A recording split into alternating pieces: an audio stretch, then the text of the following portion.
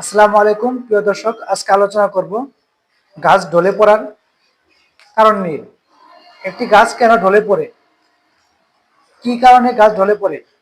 তো অবশ্যই জানতে হবে গাছটি ছত্রাকজনিত কারণে ঢলে পড়েছে, নাকি গাছটি ব্যাকটেরিয়া জনিত কারণে ঢলে পড়েছে, এবং নাকি নেমাটোড জনিত কারণে আপনার গাছটি ঢলে পড়েছে।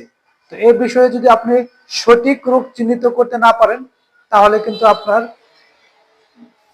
জমিতে যতই কীটনাশক বা ওষুধ ব্যবহার করেন না কেন কাজে আসবে না। আপনাকে চিহ্নিত করতে হবে আগে আপনার গাছটি কোন রোগ দ্বারা বা কোন রোগে আক্রমণ হয়ে গাছটি ঢলে পড়েছে, সেটি ছত্রাক নাকি ব্যাকটেরিয়া নাকি নেমাটোড।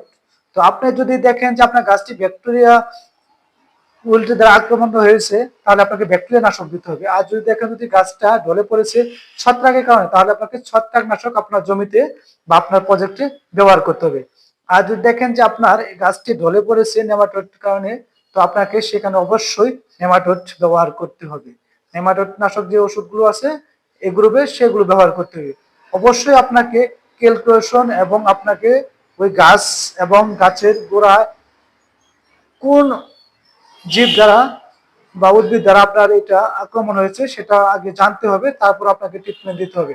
আর যদি এগুলো না জেনে যদি সাধারণত গোড়া গোড়া পচার জন্য বা ঢলে পড়ার জন্য বাজারে অ্যাভেলেবেল ওষুধ আছে বা কীটনাশক পাওয়া যায়, এগুলো যদি আপনি ব্যবহার করেন, তাহলে আপনার গাছ তো বাঁচবে না, বরং আপনি ক্ষতিগ্রস্ত হবেন। এক হলে আপনার গাছটি টিকাতে পারলেন না, এবং আপনি অতিরিক্ত টাকা দিয়ে কীটনাশক যে ব্যবহার করেন তাতে আপনার কোনো লাভই হলো না।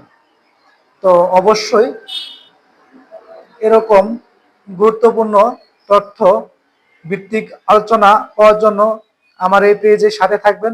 সকলে ভালো থাকবেন, সুস্থ থাকবেন। আসসালামু আলাইকুম রহমতুল্লাহি আবার।